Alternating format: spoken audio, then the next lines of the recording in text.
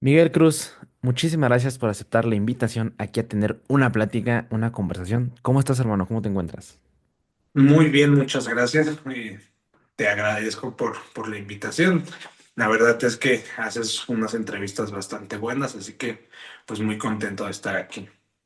No, hermano, en verdad, muchas gracias a ti, digo, por tiempo, por la disposición de poderla llevar a cabo. Realmente al menos desde mi punto de vista, por así decirlo, que he tenido con más experiencia agendando y quedando de acuerdo con horarios y todo lo demás, fue muy rápido, ¿no?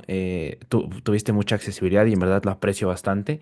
Ya por ahí te pudiste estar dando cuenta que pues ya llevamos más de los 100 episodios, entonces de repente ya se vuelve un poquito complicado igual justo en esta nicho, por así decirlo, de fitness basado en evidencia, parte de fisioterapia, parte de nutrición, parte de aquellos profesionales en ciencias del ejercicio.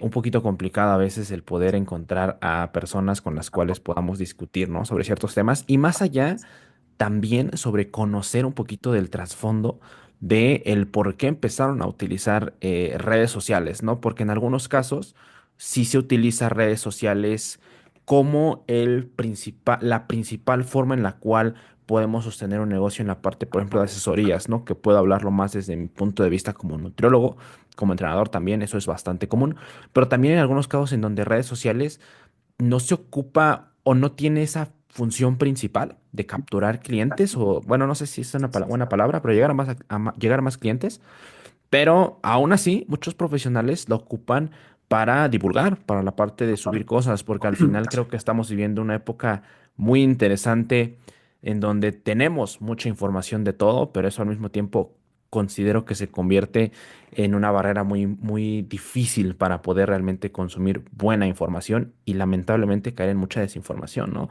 Miguel, vámonos un poquito atrás. Por Eh, ahí, digo, no tienes tantas publicaciones en tu perfil. Vi que la primera fue por ahí de 2021. Me gustaría que me comentaras un poco, hermano. 2021 fue épocas, pues, de pandemia, épocas complicadas, yo creo que para todo el mundo y para cada uno de nosotros. Eh, Coméntame, hermano, ¿cómo nace tu interés por fisioterapia? ¿Cómo empiezas a inmiscuirte en la parte académica? Y también empiezas allá a subir cosas a redes sociales. Digo, no sé si esa sí. publicación fue meramente para justamente ocupar redes sociales como herramienta, o no sé al inicio cuál era el objetivo igual que le veías a redes sociales, hermano. Pues primero yo empecé con la fisioterapia porque empecé a entrenar powerlifting. Ya, ok. Entonces yo veía que era muy común pues las lesiones, procesos dolorosos y desafortunadamente no había información de calidad sobre cómo abordar este tipo de lesiones. Entonces me interesé un poco por esta parte de la rehabilitación, sobre todo a nivel deportivo. Porque obviamente a un principio, bueno, tanto en la actualidad como anteriormente, la fisioterapia se basa mucho en terapia pasiva, en cosas como TENS, masajes, agentes físicos en general. Pero yo en algún momento me lesioné y fui con profesores, con fisios, acudí con muchos profesionales y realmente no podía salir de la lesión. Entonces supuse que algo estaba mal. Dije, No puede ser que tantos profesionales no me puedan rehabilitar de algo y que me prohibieran moverme, que ya me dijeran que no hiciera sentadilla, peso muerto. Entonces, como que de ahí parte algo está pasando que no logro ver o no logran ver estos profesionales. Entonces empecé a meterme a redes sociales, justamente a Instagram, y empecé a ver contenido de lesiones, pero me empezaron a salir ponentes de Estados Unidos, de España, de otras partes del mundo. Entonces vi que hacían mucho énfasis en todo lo que me hacían en rehabilitación aquí, no funcionaba. Entonces yo dije, bueno, tiene sentido. Ellos lo dicen, no los conozco, pero si no me ha funcionado y ya fui con muchas personas, algo sí está pasando. Claro. Entonces de ahí como que nace mi interés sobre la fisioterapia. Yo para esto pues empecé a estudiar fisio, todo. O sea, yo llevaba fisio y practicaba power. A la vez me lesiono, todo pasa en un mismo momento Ya. y de ahí nace como mi visión, o no sé, mi tratar de buscar formas diferentes a las que se proponían aquí en México en ese momento. Entonces, ahí es cuando abro mi Instagram, como, o sea, Ujú. yo tenía un Instagram personal, pero pues lo usaba nada más para ver contenido, ver videos de risa, cosas por el estilo. Pero a Claro. partir del 2021, pues decidí abrir un Instagram tratando de fomentar y de divulgar la información que yo iba aprendiendo conforme seguía estudiando y conforme aprendía pues bajo otros cursos, bajo formaciones que yo iba tomando. Ujú. Entonces ahí fue cuando empecé a hacer como un poquito de infografías, información sencilla, muy digerible, Ujú. en imágenes, Ujú. tratando de mostrar pues todo eso que yo iba aprendiendo. Pero pues posterior a eso dejé de hacer las infografías porque, o sea, las infografías estaban bien, todo, o sea, iba corriendo muy bien, tenían buena respuesta, pero empecé al mismo tiempo como a entrenar a personas en powerlifting. Entonces, como que me saturé de muchas cosas. En ese momento hacía varias cosas. Estaba como coach pues de powerlifting, dando asesorías. Daba clases en dos universidades, una se llama Unitec y una que se llama INSUSE. A la vez hacía las infografías, daba consultas en un consultorio fijo y aparte daba consultas a domicilio. Entonces, como que eran demasiadas cosas que ya no podía llevar. Entonces, Claro. lo primero que dije, pues voy a dejar la infografía, todo Ujú. el contenido relacionado a divulgación, pero voy Ujú. a continuar pues, con eso, pero pues como cuando me contraten y todo eso, tratar de divulgar esa información. Ahí, hermano, me gustaría regresar un poquito a la parte que comentabas de powerlifting, lesión. Bueno, sucede esta lesión y al mismo tiempo estás en fisioterapia, perdón, estudiando. Pregunta, ahí, antes de ingresar a fisioterapia, ¿ya entrenabas powerlifting? Y si es así, ¿cómo nace tu interés hacia fisioterapia? Porque al menos, claro, desde mi punto de vista, lo común, claro, igual voy a hablar desde lo que a mí me ha tocado vivir, pero por ejemplo, en lo común en el área de nutrición específicamente, que es de a donde yo pertenezco, era muy común escuchar, pues eso, yo empecé a entrenar nutrición porque pues iba al gimnasio y dije seguramente ahí me van a enseñar cómo ponerme grande, cosa que alzó la mano completamente porque esa fue mi intención principal cuando inicié, ¿no? No sé si en fisioterapia hay un común denominador similar a esto o qué fue lo que te hizo conectar esa parte de powerlifting. Probablemente fisioterapia sea una buena decisión y también incluso si es que pensaste en el powerlifting como un impulso para fisioterapia o fue algo que muy fuera de powerlifting te incitó a inmiscuirte en estudiar la carrera. Yo creo que fueron dos cosas. La primera es que a un principio no tenía muy claro qué estudiar. Sabía Ujú. que era algo del área de la salud, me inclinaba mucho hacia medicina, Ujú. hacia fisioterapia y hacia nutrición. Ujú. Cosas de gimnasio. Realmente ni siquiera iba al gimnasio. O sea, Ujú. no sé por qué tenía ese interés, simplemente dentro de la investigación que estuve haciendo eran como carreras que me llamaban la atención por el perfil, por todo lo que llegué a leer. Ujú. Eh, Al momento, o sea, que ya iba a empezar, bueno, antes de empezar la licenciatura, como en ese proceso de transición entre prepa y licenciatura, empecé a entrenar powerlifting. Ujú. Pero yo veía que el powerlifting aquí en México como que no estaba muy bien, porque yo veía levantadores de otros países y veía cosas súper diferentes. O sea, yo veía tipos haciendo sentadilla con 300 kilos, con una técnica perfecta, unos movimientos muy buenos, con cosas que aquí en México no se veía. Y yo lo que pude observar de muchos entrenadores de otros lugares es que o eran fisioterapeutas o entrenadores o algo que tuvieran que ver con kinesiología, movimiento, cosas por el estilo.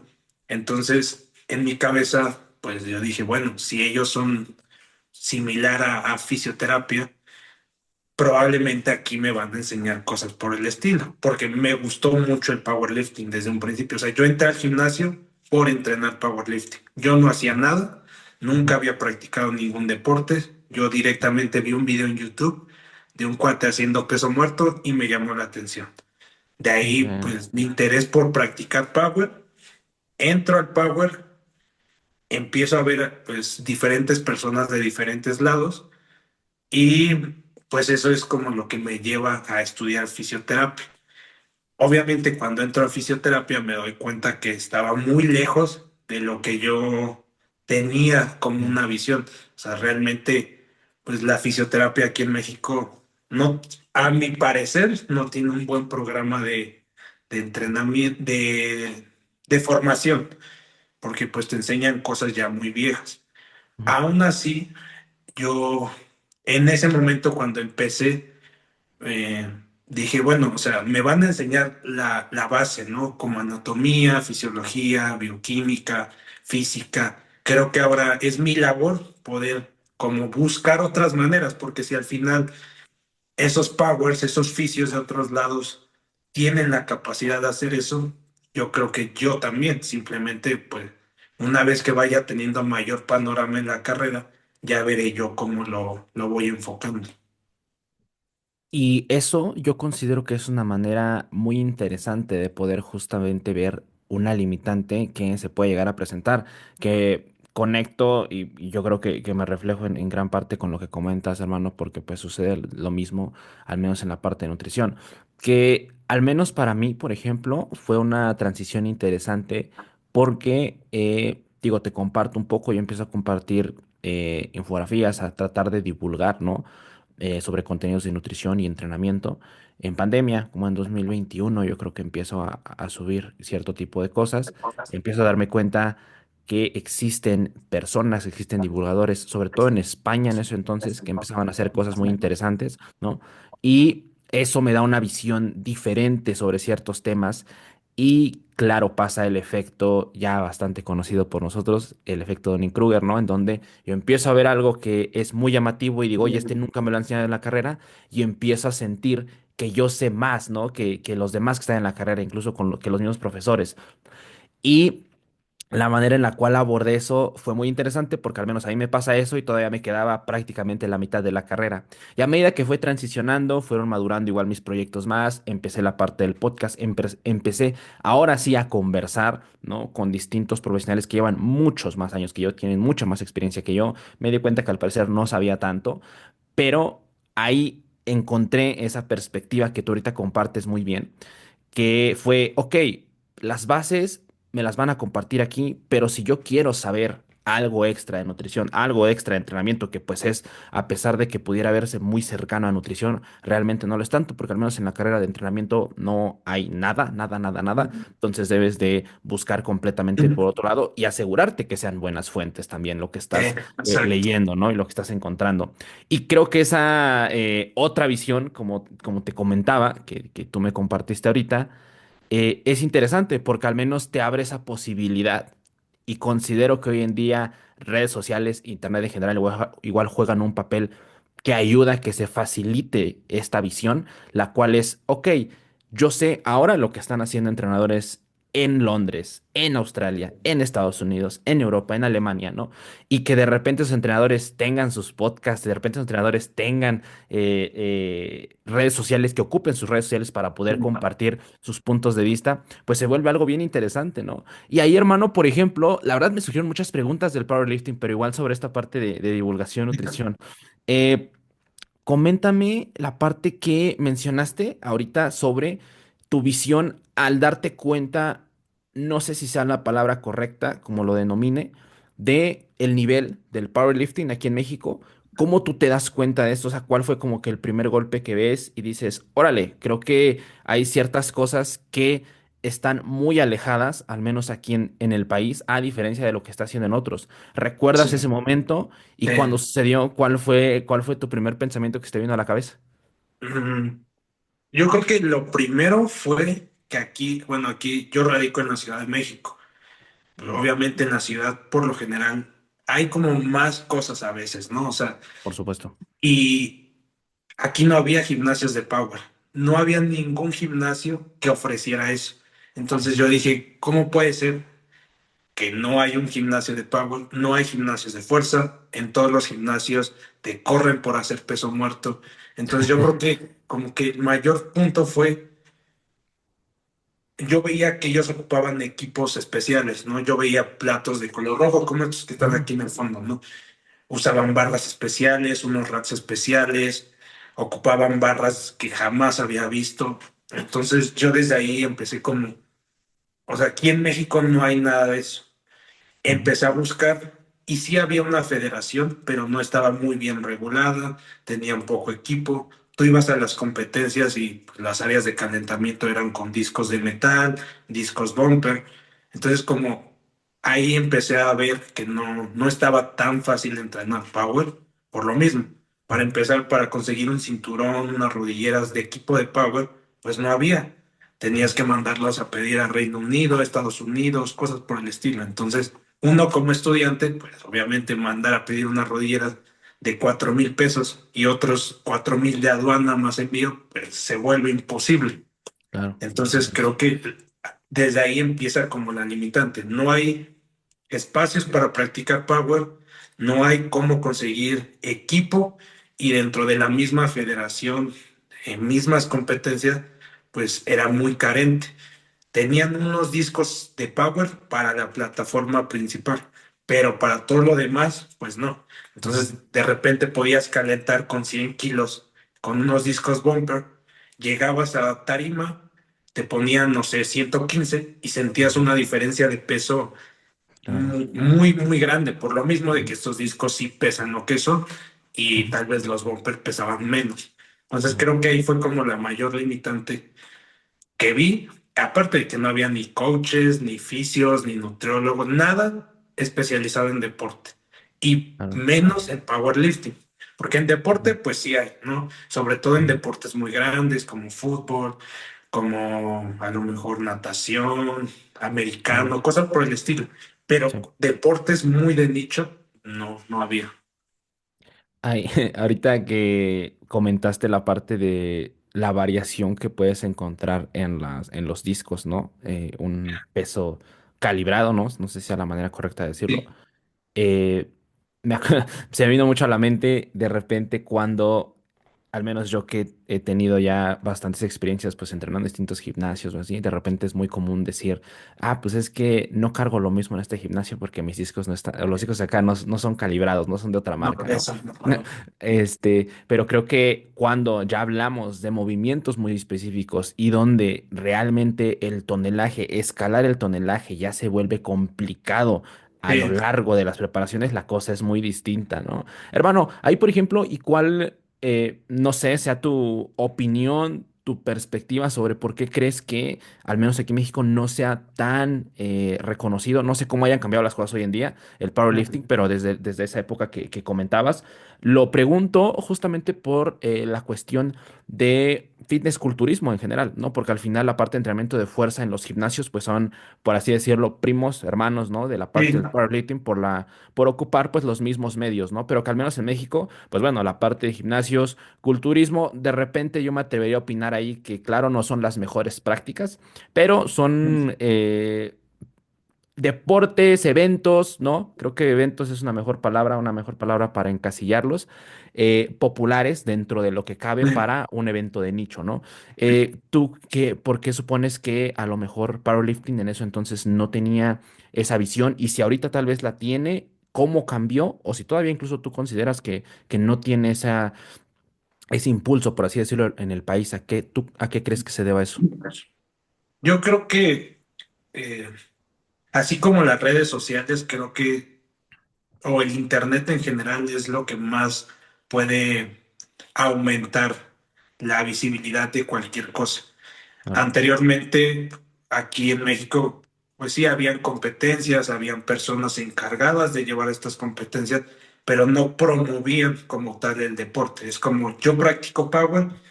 Ah, pues si tú me ves y te gusta, pues te comento cómo es. No había tanta exposición del deporte, a Ya. comparación de otros países en donde a lo mejor en Estados Unidos, en España, todo quieren monetizar, todo quieren Ujú. exponer, todo lo quieren hacer de forma muy masiva, lo cual Ujú. veo bastante bien.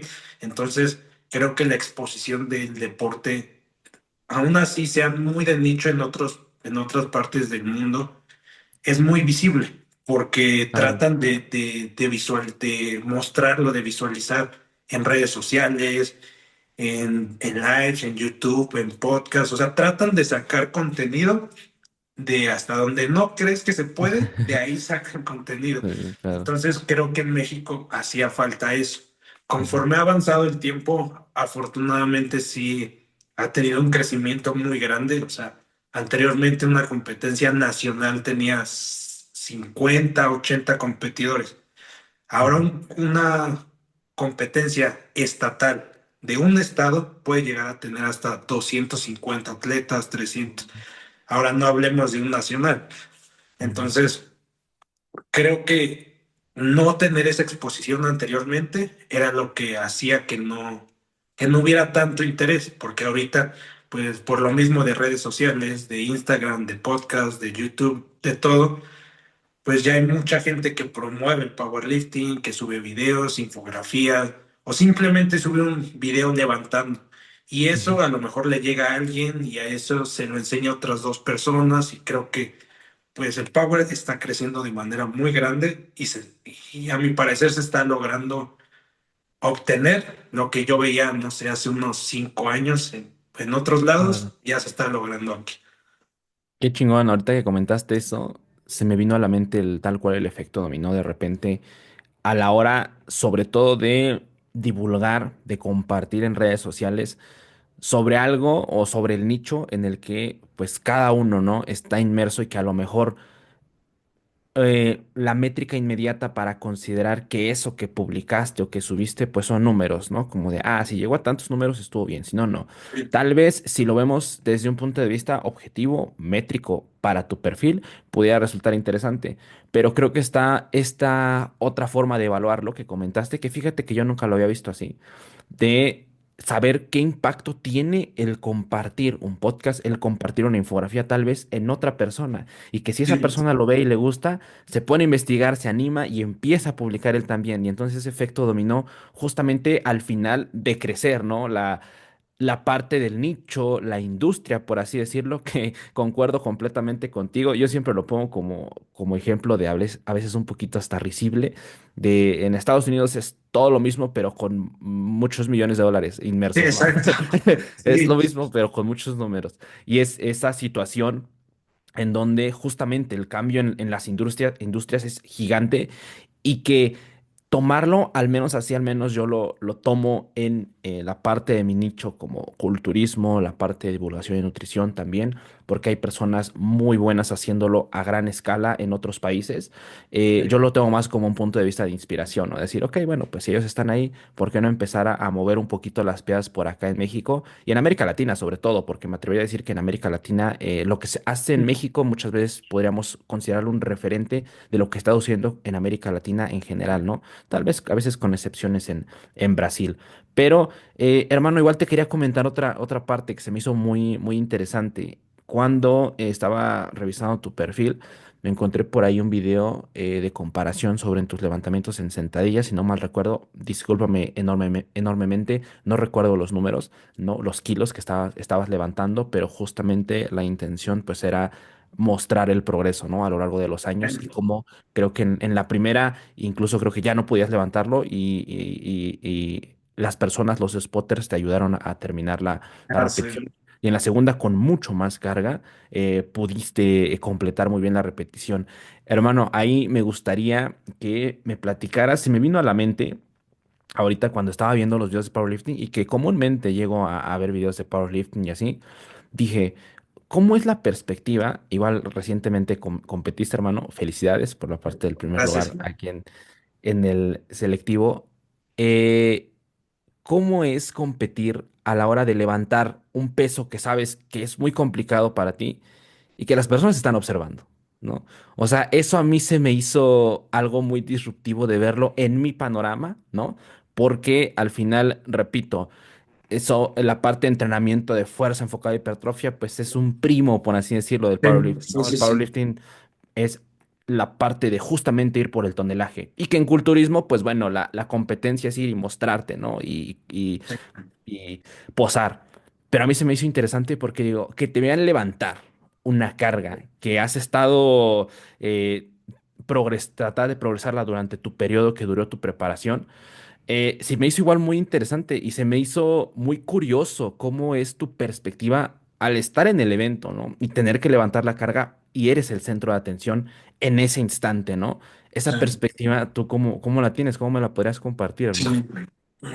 Yo creo que para mí son tres etapas.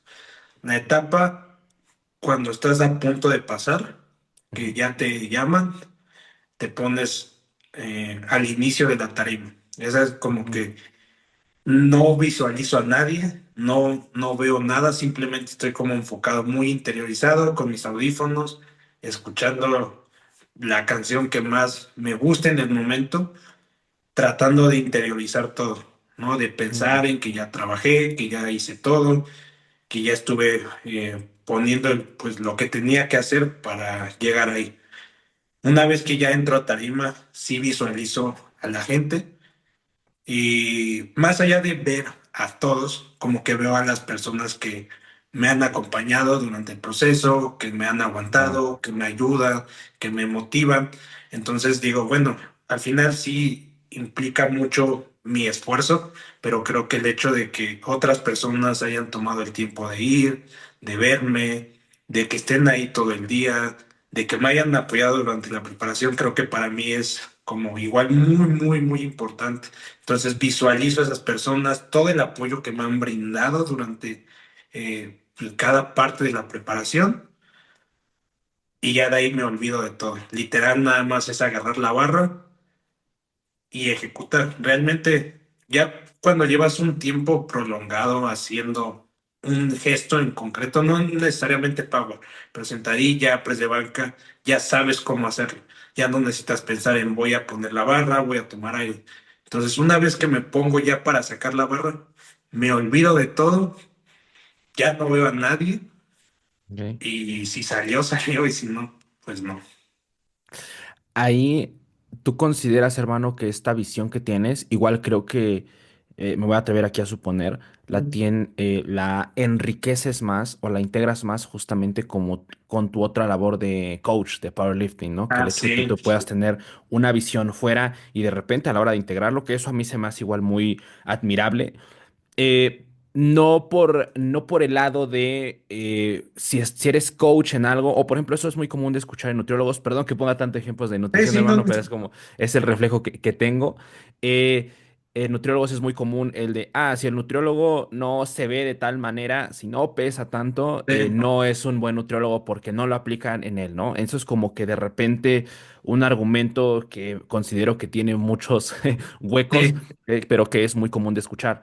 Y a lo que iba con esto, con este ejemplo, es no quiero ponerlo desde esa perspectiva de que un coach bueno solo es el coach que también compite, ya sea en culturismo, ya sea en powerlifting.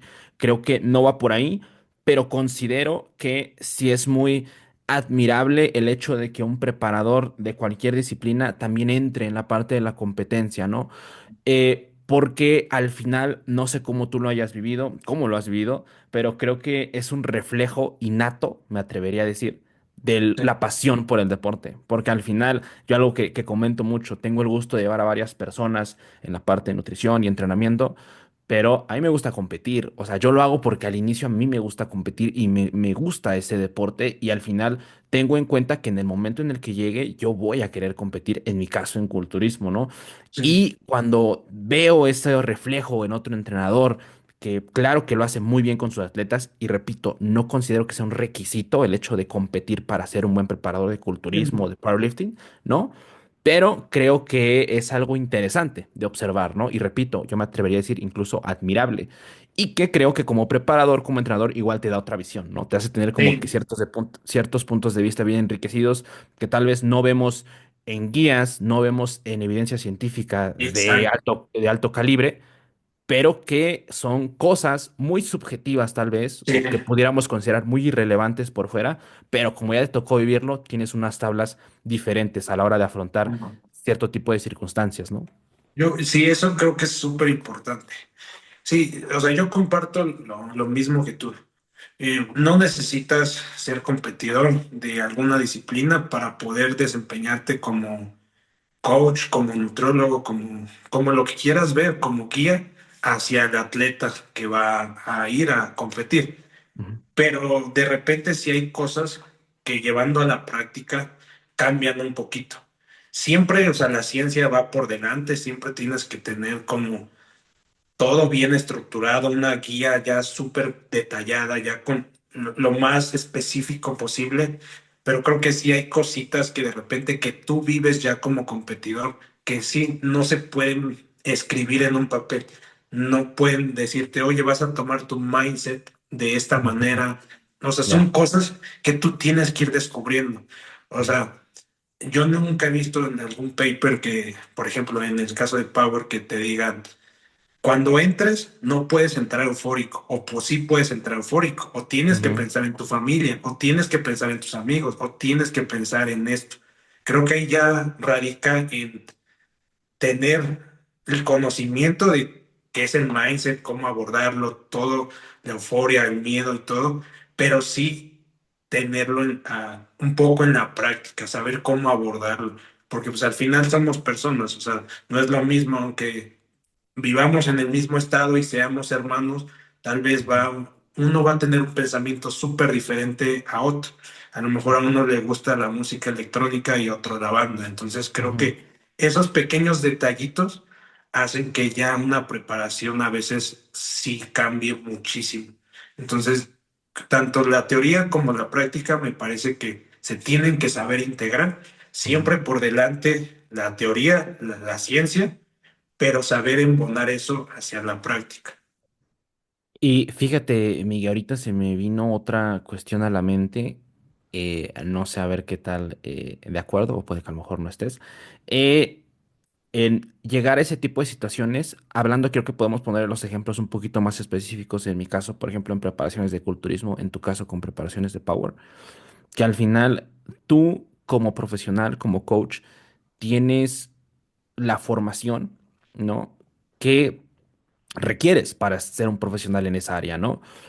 Y estás involucrado, por ejemplo, en la cuestión de divulgación o a lo mejor sabes lo que se está haciendo en el campo, en el medio, porque eres un entrenador y debes, no eres un investigador científico, pero considero, esto ya es muy mi opinión, mi punto de vista, que debes estar al tanto de ciertos artículos o cierto tipo de información que puede llegar a cambiar paradigmas, porque entonces ahí a lo mejor te estás perdiendo de distintas oportunidades. El hecho de que tú con esta visión o esta perspectiva, me atrevería a decir, bastante educada en el tema, porque es a lo que te dedicas, al tú ponerte en situaciones muy específicas como lo pueden ser las preparaciones de Power, los eventos de Power, los eventos de culturismo, probablemente puedas obtener distintas perspectivas que tu atleta, porque al final el atleta te está pagando para que lo lleves porque el atleta confía en tu profesionalidad y confía en que lo estás haciendo bien. Y al final él no tiene el interés o el tiempo para dedicarse a la parte de llevarse a sí mismo, o incluso algunos preparadores sí, ¿no? Pero al final confían en otro tipo en otros profesionales para que los lleven en ese proceso, ¿no?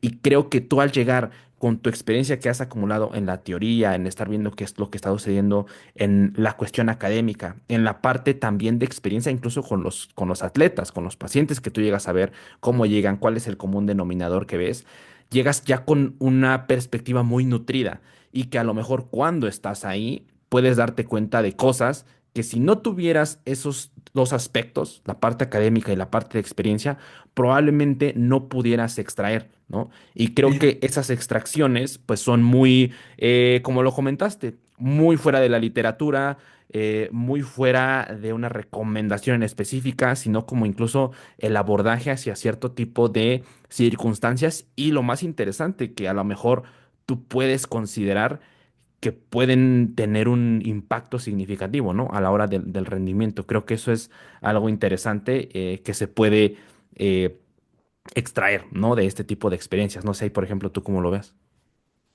Aquí yo creo que es súper importante eso. Mm, Saber balancear entre la teoría y la práctica para mí es como lo ideal, porque hay personas que, por ejemplo, saben hacer sentadillas, ¿no? y se saben colocar la barra en la espalda, saben hacer bien el bracing, saben cómo colocar la cadera, cómo bajar, cómo rebotar, cómo subir. Pero si les preguntas, ¿qué tengo que hacer para hacerlo? Muchos no saben.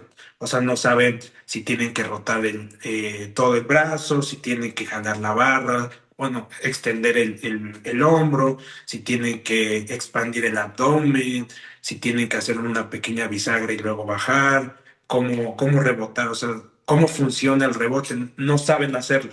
Y por Ujú, otro lado, hay personas que te lo pueden explicar muy bien del libro. ¿Sabes qué? Necesito que mantengas el pecho abajo, que abras tus brazos, que rotes el brazo, la muñeca, que lleves los hombros hacia atrás. Te lo saben explicar perfecto, ujú, pero luego hay problemas ahí claro. que no se viven en el libro, que se Ujú, viven ya con 100, 200 kilos en la espalda.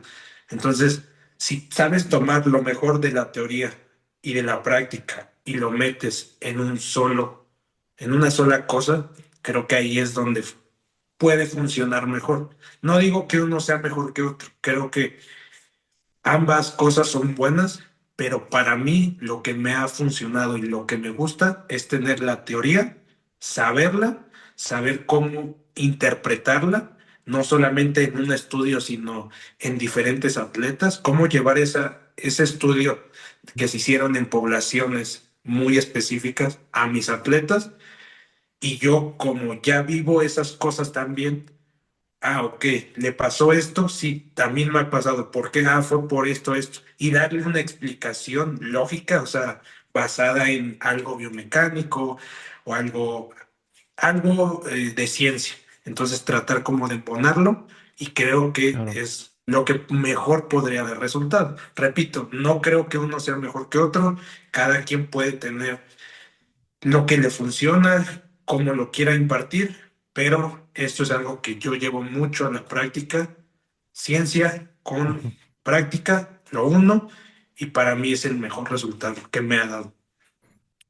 Y hace abordar justamente las situaciones que cada entrenador enfrenta, ¿no? Porque considero que incluso la parte demográfica puede impactar. Creo que no es lo mismo ser un entrenador en Londres que en México, Sí, ¿no? exacto. Entonces creo que desde ahí el darnos cuenta en dónde estamos situados y justamente extraer lo mejor que tenemos de la parte académica a la parte práctica es interesante. Voy a parafrasear una frase que alguna vez le escuché al buen Arián Águila, le mando un saludo a mi carnal, que justamente la extrajo de un libro que no recuerdo, pero importante dejar que no es de él, la extrajo. Y hasta donde yo recuerdo, creo que es algo como, en teoría, la teoría es igual en la práctica, pero en la práctica no lo es, ¿no? Sí.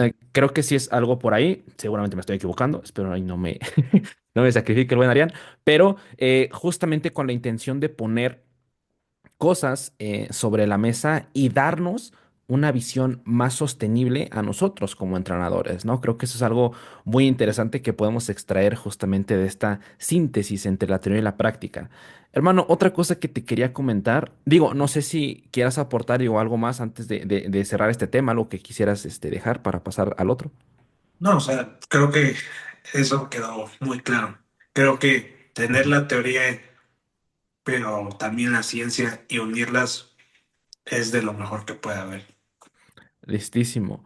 Miguel, iba a brincar a el siguiente tema que se me hizo muy interesante también, que espero que igual, con máximo respeto hacia tu tiempo, porque probablemente Sí, ahorita sí, que lo que te voy a preguntar se nos pueda ir un poquito de rato. sí. Y fíjate que lo conecté muy bien con lo que comentaste al inicio sobre cómo es que el hecho de que no encontraras una solución concreta sobre cómo rehabilitarte, eh, consultando a varios profesionales, te haya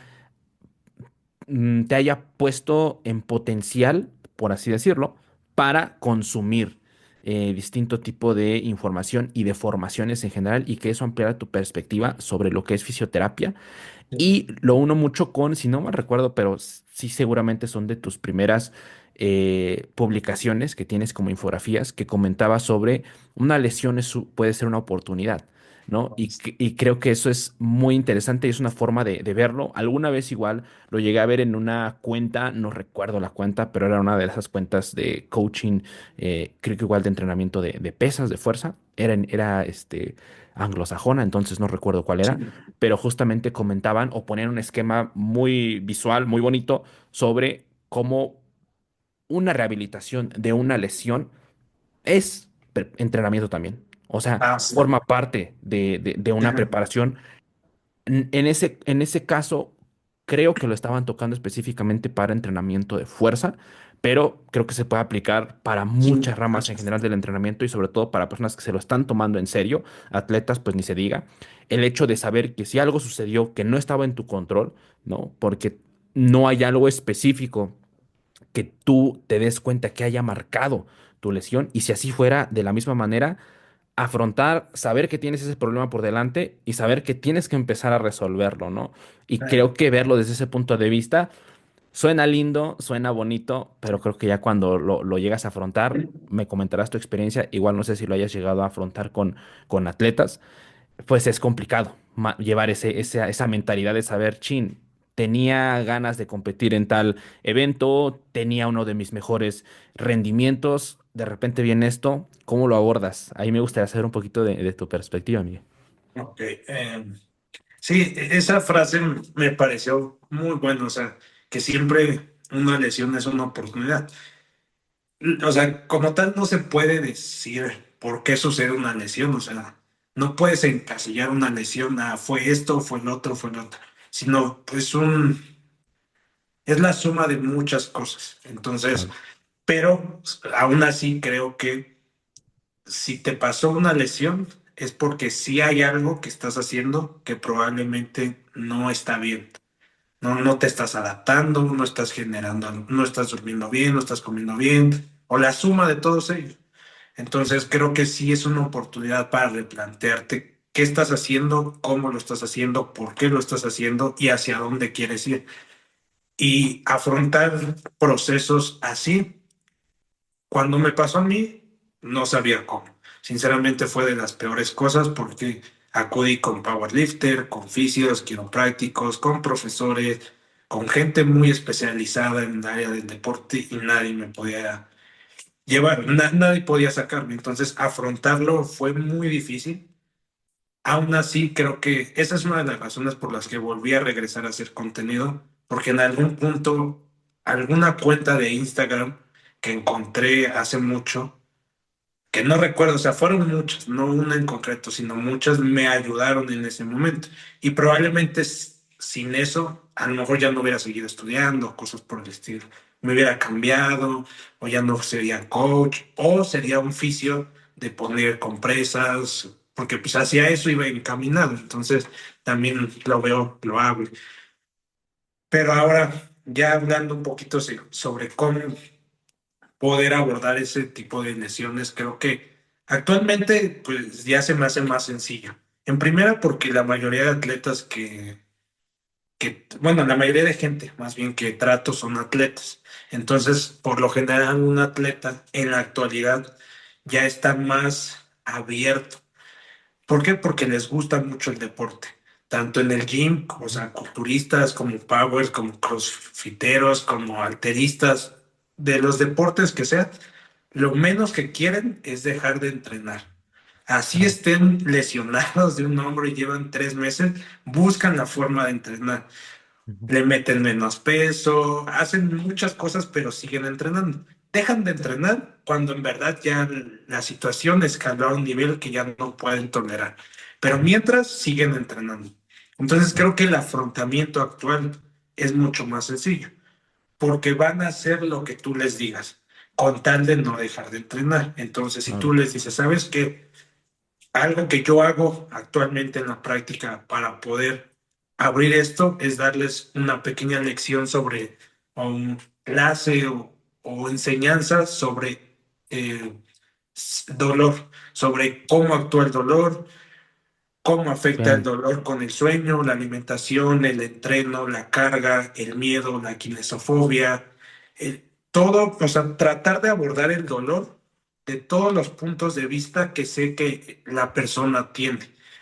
Una vez que me cuentas todo cómo sucedió, yo analizo, ok, tiene dolor sí por esto, pero también le da miedo agacharse. Entonces trato de Ujú, explicarle todos sus miedos o cómo influyen hacia el dolor. Y en base a eso trato de darles un abordaje en base a esas cosas que me cuentan. Entonces ujú, creo que es fundamental explicarles dolor y dos, mm, plantearles si tienen una competencia o el escenario en el que lo quieran llevar. O sea, si un atleta tiene una competencia en marzo, yo desgloso, ok, estamos en enero. ujú. ¿Sabes qué? Mira, de aquí a aquí me gustaría tratar esto, de aquí a aquí me gustaría esto y de aquí a aquí a esto, para que justo entrando marzo, tú y yo tratemos de que todo esté casi al 100%.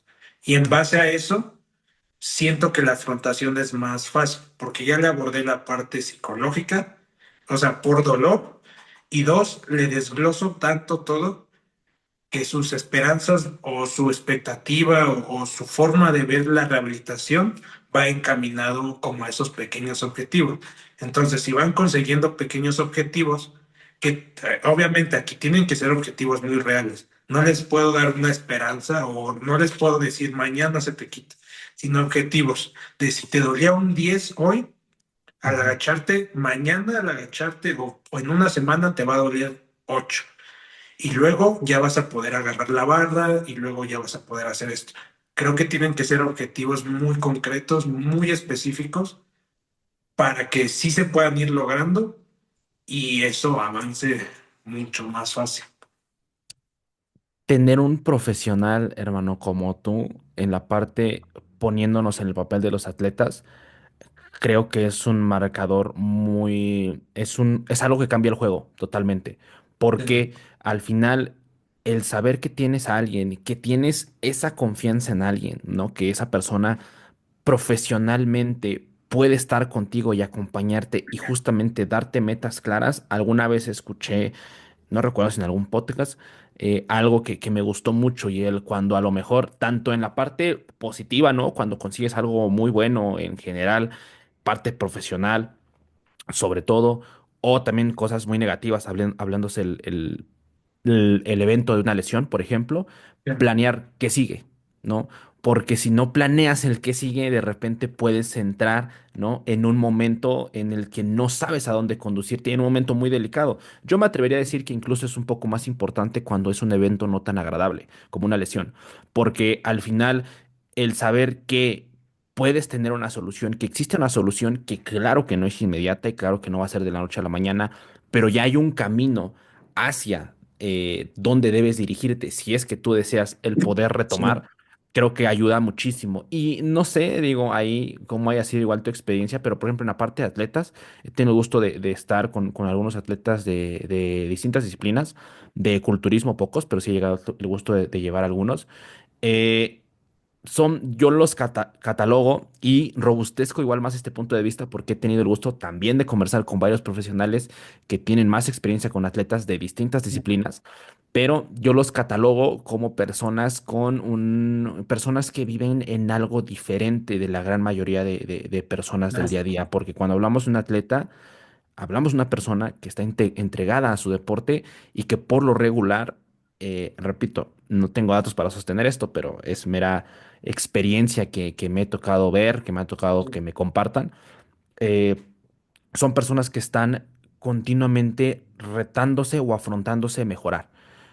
Y eso en distintas disciplinas es algo muy complicado de hacer y considero que ahí es donde se hace ese diferenciador entre una persona que es recreativa, que es amateur, que le gusta, a un atleta, ¿no? Creo que un atleta es una persona que se entrega y que sabe que tiene que afrontar situaciones donde, como comentaste hace un momento, si el entrenador me dice que voy a hacer eso, lo hago, ¿no? Y se acabó, ¿no? Creo que eso igual es algo interesante de ver en personas de esas características, ¿no? Que tienen esa manera de afrontar las situaciones desagradables, ¿no? Sí, eso es interesante. Mm, A mí me ha tocado atender gente de diferentes áreas, tanto a nivel no deportivas como a nivel deportivas. A nivel deportivo he estado con gente que va al gimnasio, que le gusta, pero no es su vida el gimnasio. O sea, si un día dejan de ir, no tienen problema, pero les gusta ir. He estado con gente que apenas empieza en el deporte y les gusta mucho y lo ven a un largo periodo. He estado en clubes deportivos de fútbol y he estado con atletas de powerlifting, ¿no? Que ya, o sea, se dedican a eso. Entonces, sí, la perspectiva de abordaje sí es súper diferente, porque sí, un atleta va a hacer lo que tú le digas. O sea, es más, suena muy tonto, pero si le dices, tómate un licuado de avena con nueces y apio a las 3 de la mañana, lo más probable es que lo haga. O sea, porque en verdad un atleta vive para ser atleta, o sea, les encanta. Tienen esa adrenalina, quieren, aunque tengan trabajo, aunque tengan estudio, tengan otra cosa, pero siempre están muy enfocados. Entonces, creo que el abordaje es mucho más sencillo. En cualquier ámbito, tanto de nutrición, entreno, rehabilitación, la parte psicológica, un atleta siempre va a ser mucho más sencillo darle un abordaje, porque sí o sí se van a ir por el camino que tú les digas. Por otro lado, una persona que va al gimnasio, pero que como que sí va, a veces lo puede dejar, es más difícil llevar su abordaje, porque va a decir, pues mejor dejo de entrenar o mejor dejo de hacer Claro. esto. O Ujú. sea, como que es más difícil convencer a una persona que haga las cosas, porque ay, si me manda a hacer, no sé, esto, pero me duele. Entonces, Ujú. ¿para qué lo hago? Y uno le explicas, es que mira, necesitamos Ya. volver a generar una adaptación a tu músculo, a tus tendones, que vuelvas a tener carga, tal. Pues sí, pero me duele. Entonces, convencerlos es más sencillo. Si al atleta le dices, haz esto, y te dice, sí me duele, pero lo aguanto. O sea, o me 100%. aguanto. Sí. O, bueno, sí me duele, pero bueno, ya con lo que me hiciste o me dijiste, como que lo tolero mejor. Entonces, la perspectiva, son casos a lo mejor iguales, les duele el Ujú. codo, ¿no? Pero el abordaje sí es súper diferente.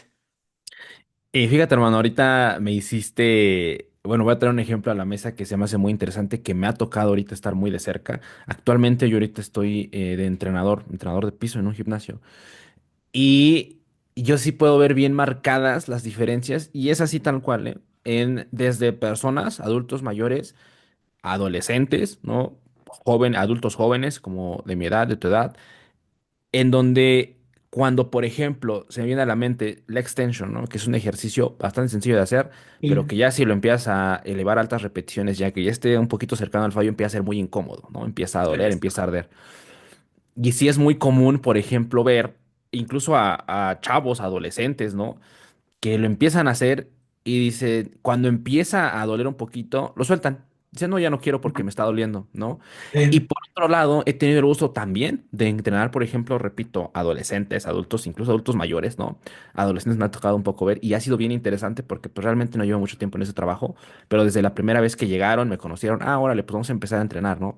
Y yo desde el primer momento que los vi, dije, ok, aquí hay algo interesante, porque son personas que tú le dices, oye, ¿sabes qué? Vas a hacer este ejercicio a tantas repeticiones. Ok, bueno, lo revisamos, buena técnica, sale, te dejo, ¿no?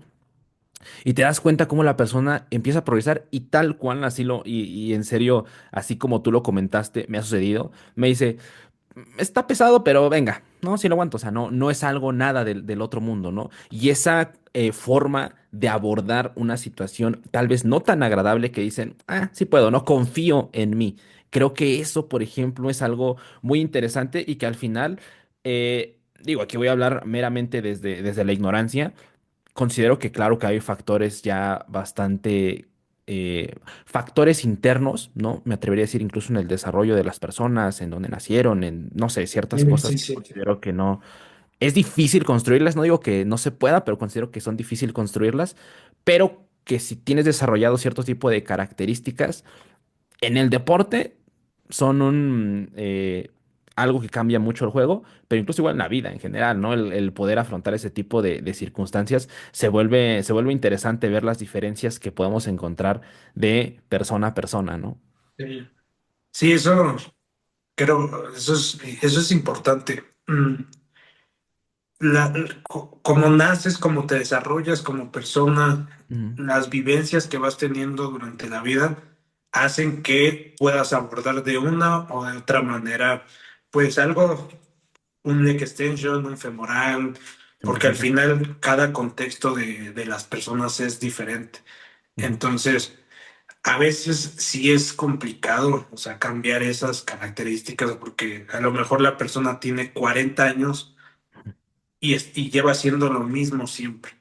claro. Y de repente llegar y tratar de cambiar lo que viene haciendo desde hace 40 años no es imposible, pero sí lleva mucho tiempo, Ujú, mucha dedicación y mucho sí depende de la mentalidad de la persona, del contexto en el que nacieron y se desarrollaron. Yo en alguna ocasión yo llegué a trabajar en un hospital que se llama Rubén Leñero. Es un ujú, hospital de traumatología, ortopedia y quemados. ok. Entonces, hay un área de rehabilitación, pues ahí está literal trauma, te mandan ortopedias, preoperatorios, postoperatorio. Y yo cuando llegué a ese lugar, habían pacientes que llevaban 10 años ahí en rehabilitación por un Ujú, dolor de codo, por un dolor de hombro. Y, y ya llegaban y ellos solitos sabían qué les ibas a hacer. De que, yo era nuevo, llego, pues yo suelo hacer una entrevista, preguntar, hacer pruebas y llegaba y se sacaban de onda, o sea, como que, ¿por qué haces eso? O sea, yo ya sé que me toca mi compresa, mis electrodos por 20 minutos, me voy a una tina, meto mi mano a agua caliente, la muevo. Entonces, cambiar eso, o sea, a lo mejor una persona de 40 años y lleva 10 ujú, en una sala de rehabilitación con lo mismo, llegar y decirle, necesito que haga movimiento, que haga ejercicio, y a lo mejor la persona fuma, toma, duerme mal, tiene malos hábitos de alimentación, llegar a cambiar eso para que yo la ponga a hacer ejercicio y a las ujú, 5 reps le empiece a doler, va a decir, pues no, yo estoy mejor con lo que tengo. Entonces creo que ahí ya.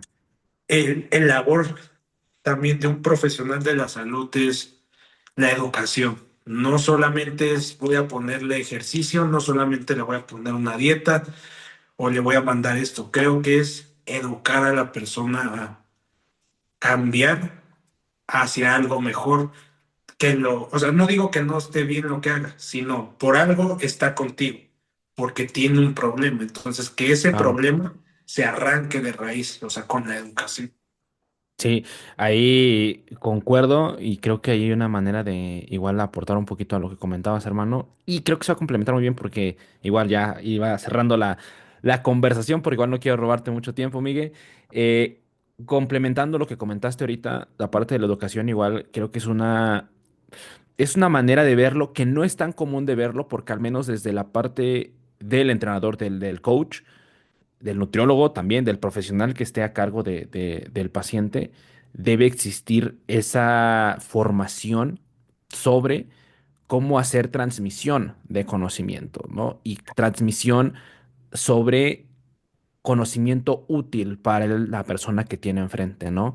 Sí, Porque al final, lamentablemente, igual a mí me tocó ver mucho eso en la parte de la universidad, incluso en la práctica diaria, de profesionales en nutrición que saben ciertas cosas, más bien dicho, entienden que una práctica no es lo mejor, pero no se esfuerzan en intentar transmitir el por qué para esa persona no es el mejor, por qué para esa persona de 40 años que tiene sobrepeso, que fuma, que toma, no es una buena decisión tomar una bebida azucarada. Un profesional de la salud, de nutrición diría, pues, ¿por qué no? Porque, o sea, ya al final tiene esa introspección en por qué se relacionan los distintos mecanismos, por así decirlo, ¿no? Y cómo al final se vuelve una bola de nieve que nadie puede parar.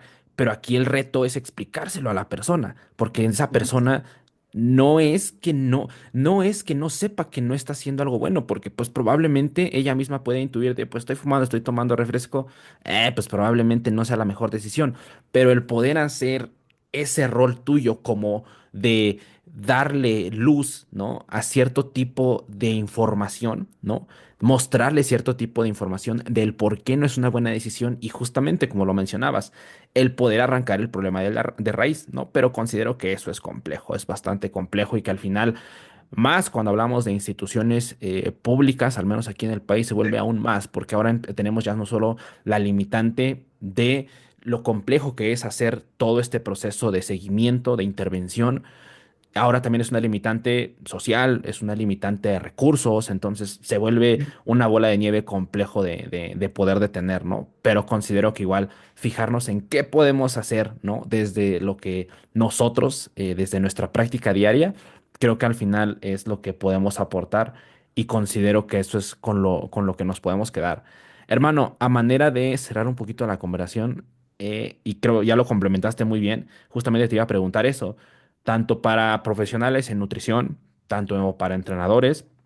Entrenadores me atrevo a decir que pues están un poquito más conectados ustedes, ¿no? De repente nutrición y fisioterapia como que se siente bastante desconectado, ¿no? A pesar de que yo encasillaría fisioterapia desde luego como profesionales de la salud, ¿no? Y que eso al final con nutrición como que de repente desde el lado de nutriólogo como que no está muy claro la parte de fisioterapia. Lamentablemente no existe una divulgación aún tanto de lo que es un fisioterapeuta, pero sobre todo, hermano, me gustaría para terminar esta plática, esta conversación, qué cosas podemos dejar a manera, por así decirlo, de buenas banderas, de banderas verdes y de banderas rojas, para poder darnos cuenta que estamos frente a un profesional de fisioterapia que está actualizado en su área, ¿no? Que justamente puede darnos una muy buena salida hacia distintas situaciones y cuáles son estas situaciones, ¿no? En dónde tiene inmersión un fisioterapeuta hoy en día a manera de conclusión, hermano. Ok. Creo que eh, empezaría con las banderas rojas, Ok. porque siento que en banderas verdes hay diferentes formas de abordar a un paciente. A lo mejor una persona, un fisio, desde un punto de vista externo, si ve que alguien pone TENS, puede ser como algo está mal, Ujú. pero puede ser que en el contexto de esa persona esté bien, por algún motivo. Entonces Ujú. creo que empezaría primero con las banderas rojas. Yo creo que si un fisio, un fisioterapeuta, un rehabilitador te prohíbe moverte, eso es una bandera roja. En el momento que te dice, ok, te lastimaste haciendo sentadilla, no puedes hacer sentadilla, huye. Dos, si tu tratamiento se basa en cosas pasivas en todo momento, también considero que es una bandera roja. Tres, si te encasilla tu lesión en un diagnóstico médico, también huye. ¿A qué me refiero? Si te dice, ok, tú tienes escoliosis, por eso te duele la espalda. Cuando dice que el tratamiento médico es la causa del dolor, huye. Cuatro, cuando no te hace una valoración y no de moverte y de que te toque, porque pues eso no funciona. Me refiero a preguntas, a cómo es tu estilo de vida, qué ejercicio haces, cómo lo haces, tu técnica, tu alimentación, tus horas de sueño, si tienes problemas. Cuando en verdad no te hace una entrevista muy grande y donde solamente te pregunta, ¿te duele? ¿No te duele? ¿Qué te duele? Creo que es una bandera roja. Y por último, creo que si el profesional trata de, ¿cómo llamarlo para que no se escuche feo? Trata de venderte aditamentos como compresas, como TENS, banditas o cosas por el estilo, no se me hace lo adecuado. Y lo tomaría como una bandera roja.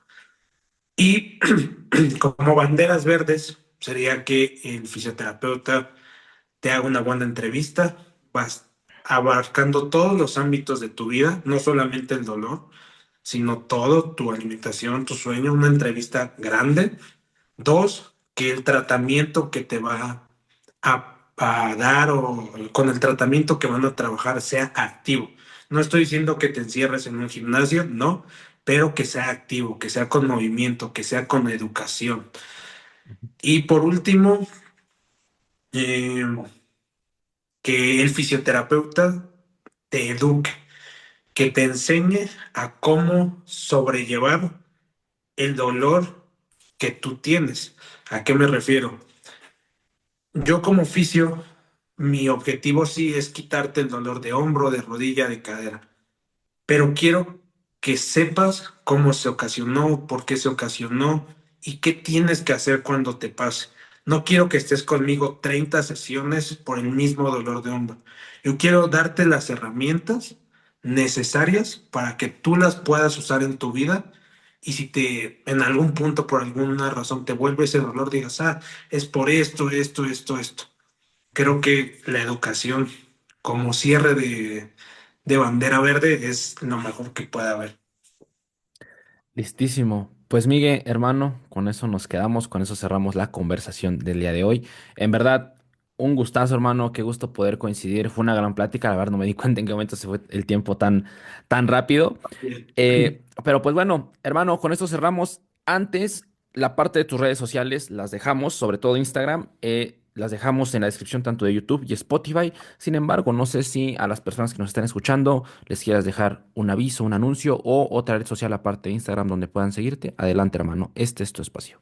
No, pues solamente, primero que nada, agradecerte por el espacio que me brindas. Fue una plática bastante buena, me gustó mucho.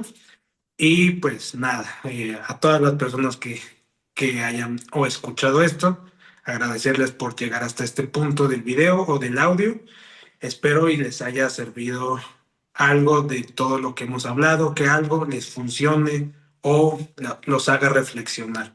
Entonces, pues si Listo. quieren seguirme en Instagram o en TikTok como @Fisio Miguel Cruz, nada más manejo esas dos redes sociales. Listísimo. Entonces dejamos en la descripción Instagram y TikTok, ¿sale? También Sí. para que vayan ahí y te sigan, hermano. Gracias a ti y pues bueno, gracias, claro que sí, a todos los que nos escucharon y vieron ya en YouTube y también en Spotify, porque en Spotify también ya hay video, entonces también lo pueden ver así en video en Spotify y pueden cambiarlo a audio cuando ustedes lo deseen también. Sin más, con esto cerramos la conversación y nos estamos viendo la siguiente semana. Muchas gracias. Hasta luego.